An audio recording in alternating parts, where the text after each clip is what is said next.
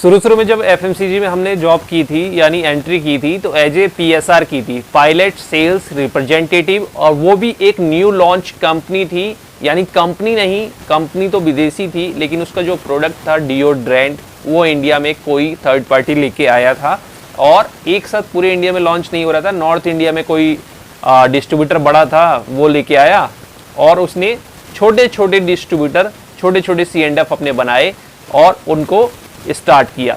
तो मैं जब ज्वाइन हुआ था तो अभी माल जो है नॉर्थ इंडिया में जो बड़ा डिस्ट्रीब्यूटर था उसके पास आया ही आया था और मुझे उसकी सेल्स करनी थी, यानी कि चैनल सेल्स करनी थी, चैनल बनाने थे और सेल्स करनी थी। तो वहां पर मेरी जो ज्वाइनिंग हुई एज ए PSR हुई, pilot sales representative. Delhi NCR से लगा हुआ ही एरिया है, आपने नाम सुना होगा। मेरे पास गाजियाबाद नहीं था, उसके अलावा नोएडा, ग्रेटर नोएडा, साहिबाबाद, मेरठ तक, मोदीनगर, सिकंदराबाद, अलीगढ़, खुर्जा, बुलंदशहर और मेरे पास ये सारा एरिया था। अलीगढ़ का जो इंटीरियर था वो भी था, अलीगढ़ का मेन मार्केट था वो भी था। और मेरी पहली बार FMCG इंडस्ट्री में सेल्स जॉब थी। मुझे कुछ भी नहीं पता था, ABCD नहीं पता था सेल्स का।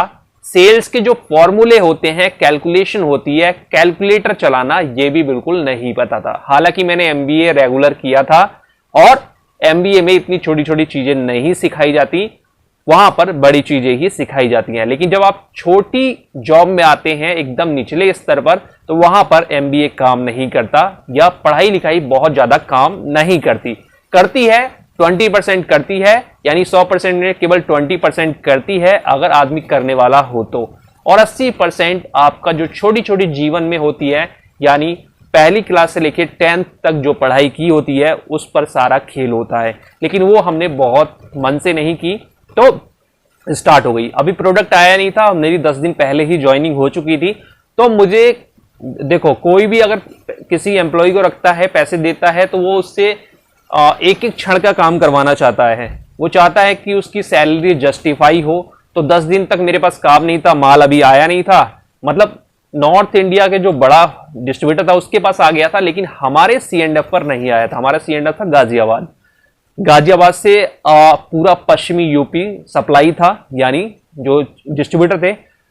अच्छी बात यह थी कि जो C&F था उसके पास पहले से नेटवर्क था, लेकिन पूरे पश्चिमी यूपी में नहीं था। आधे पश्चिमी यूपी में पूरे अच्छे तरह से नेटवर्क था और बड़ी कंपनियों का था। लेकिन दिक्कत यह थी कि हर एक डिस्ट्रीब्यूटर बड़ी कंपनी का इतना छोटा प्रोडक्ट, इतना छोटे मार्जिन वाला प्रोडक्ट नहीं लेना चाह रही थी।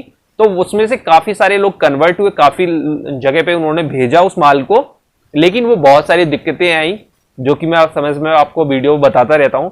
तो यहां पर क्या था, 10 दिन पहले हमारे पास माल नहीं आया था। तो मेरा क्या काम था, मुझे C&F से ही काम मिला कि आप सबसे पहले फाइंड आउट करो कि कितने सारे डिओ ब्रांड हैं इस एरिया में, उनका मार्जिन क्या है, उनका MRP क्या है, रिटेलर मार्जिन क्या है, डिस्ट्रीब्यूटर मार्जिन क्या है, स्कीम क्या है।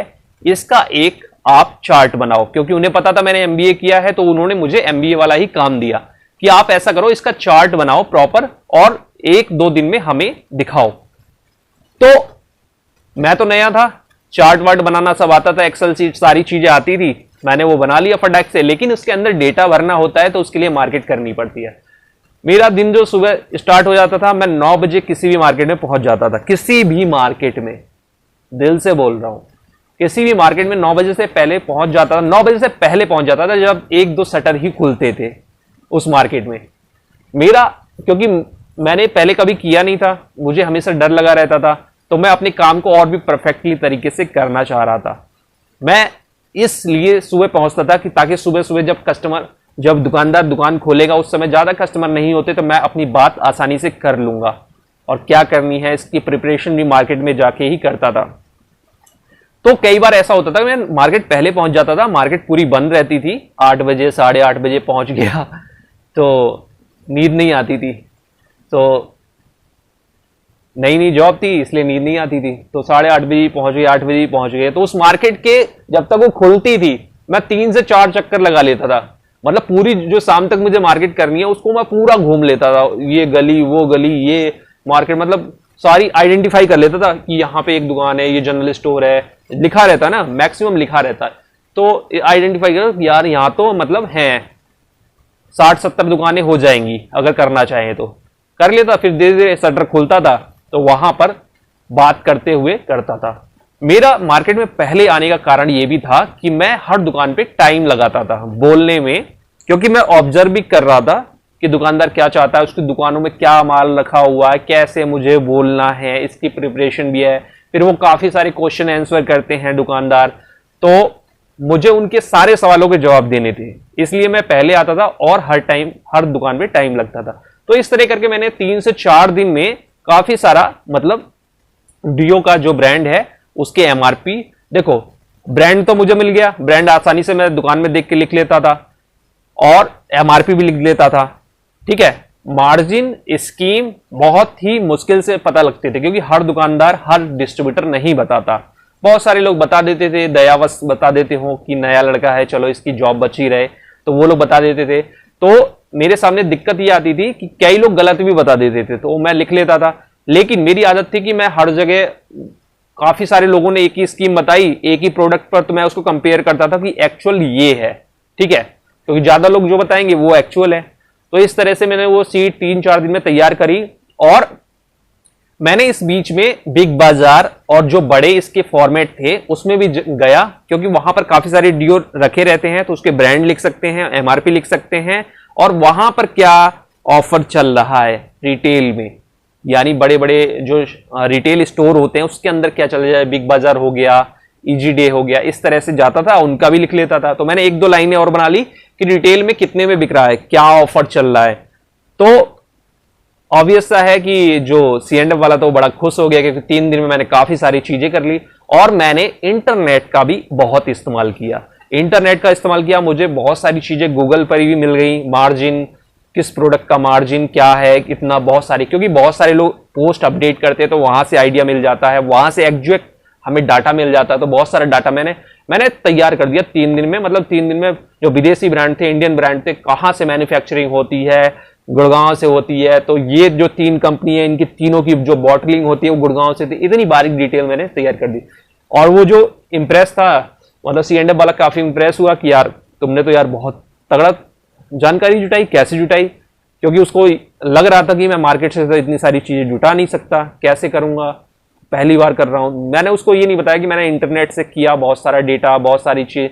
मैंने कहा सर मैंने बहुत मेहनत करी और पूरे दिन मार्केट में रहा, तो बहुत सारी चीजें मैं अपने आप से ढूंढ रहा था। तो उन्होंने कहा ठीक है ऐसा करो तुम इंटरनेट से भी थोड़ा बहुत ढूंढो, क्योंकि उनको पता नहीं था मैंने इंटरनेट का इस्तेमाल किया। तो उन्होंने कहा, तो मैं ऐसे करता रह गया। 4-5 दिन इसी तरह की ट्रेनिंग हुई। 6-7वें दिन जो माल था C&F पर आ गया, यानी प्रोडक्ट जो डियो थे वो आ गए थे, उसके सारे वेरिएंट हमने चेक किए। मतलब मुझे इस पे लगा दिया एक दिन कि आप चेक करो, गिनो कितने हैं पीसेज, कितने गत्ते में कितने पीसेज हैं। इससे बहुत, तो इससे मुझे काफी हेल्प मिली। हालांकि मेरे काम नहीं था, लेकिन इससे मुझे क्या हुआ कि कितने बड़े गत्ते में कितने पीस हो सकते हैं, कितनी वेरिएंट हैं, उनकी फ्रेगनेंस क्या है, जो उसके साथ डैंगलर पोस्टर आए थे उनको कैसे उपयोग करना है, क्योंकि वहां पर और भी कई कंपनियों के जो सेल्समैन आते थे C&F पे, तो वो भी अपना चाय पीते रहते थे। अगर सुबह सुबह मैं पहुंच जाता था, मैं बहुत सुबह पहुंच जाता था, यानी बता रहा हूं ना मैं, बस ऐसे ही धकीड़ा। तो उसके बाद जो सेल्समैन आते थे उनके साथ चाय पीते पीते वो लोग मुझे बहुत गाइड करते थे, बहुत सारी चीजें बताते थे और मैं ऑब्जर्व भी बहुत करता था। मतलब मेरी सीखने की बहुत ज्यादा इच्छा थी कि इस मार्केट को फाड़ के रख दूं, क्योंकि सैलरी बहुत कम थी और सैलरी जल्दी से जल्दी मुझे बढ़ानी थी। और मैंने 2-2.5 साल में ASM बन गया मैं, तो फाड़ के रख दिया मैंने। लेकिन ये है कि भाई मैंने बहुत टाइम दिया, मतलब मार्केट को सुबह से लेके, और ऐसा मैंने मतलब आज भी ऐसा ही करता हूं। मैं किसी मार्केट में बहुत जल्दी पहुंच जाता हूं, हालांकि मैं उसको जानता हूं, लेकिन आपको पता है कि हर दूसरे-तीसरे साल में, 2-3 सालों में बहुत सारी नई दुकानें भी आती हैं, फॉर्मेट भी चेंज होते हैं, कंपटीशन भी चेंज होता है बहुत सारी। तो मैं हमेशा, मेरी आदत वही है कि पहले पहुंच जाओ, क्योंकि जल्दी में, जब देर में पहुंचते हैं ना मार्केट में, एक एक्सपीरियंस बताऊं, जब देर में मार्केट में पहुंचते हैं ना, मार्केट खुलने वाली है 10 बजे और आप दौड़ते हुए जा रहे हो यार कि 12 बज गया यार, मुझे मार्केट करनी है, तो उस समय आप कुछ सीखते नहीं हो। आपका मेन फोकस रहता है कि मेरे को 40 दुकानें करनी है, 50 दुकानें करनी है, जल्दी से जल्दी करूं यार, तो आप ज्यादा दुकान पे टाइम नहीं देते हो और तुरंत तुरंत पूछ पूछ के जल्दी जल्दी, क्योंकि आप देर से आए हो और अब मार्केट भी जल्दी खत्म नहीं है। जिसकी देर से आने की आदत होती है उसकी मार्केट भी जल्दी खत्म करने की अधिकतर आदत होती है, अधिकतर। तो उसमें क्या, हड़बड़ाहट में ना हम दुकान को ऑब्जर्व करते, ना हम जो दुकानदार है उससे थोड़ी जानकारी जुटा पाते हैं, क्योंकि हमारा मेन फोकस रहता है कम समय में जल्दी, अब जो हमने लेट किया है उसको हमें कवर करना है, तो जल्दी जल्दी करते हैं। तो इस तरह से ये जर्नी स्टार्ट हुई और अब अगली वीडियो में बताऊंगा कि जब सेल्स हमने स्टार्ट करी तो क्या प्रॉब्लम आई, क्या मैंने फेस किया, किस तरह की रणनीति अपनाई, किस तरीके से किया। तो अगली सीरीज में, इसी वीडियो की अगली सीरीज में आप वो जानेंगे। आपको बहुत अच्छी अच्छी नॉलेज मैं देने वाला हूं। अगर आपने मेरे चैनल को सब्सक्राइब नहीं किया तो सब्सक्राइब जरूर कर लें और इस वीडियो को प्लीज प्लीज प्लीज लाइक कर दीजिए यार। इतनी इंफॉर्मेशन मैं देता हूं, लाइक तो बनता ही है।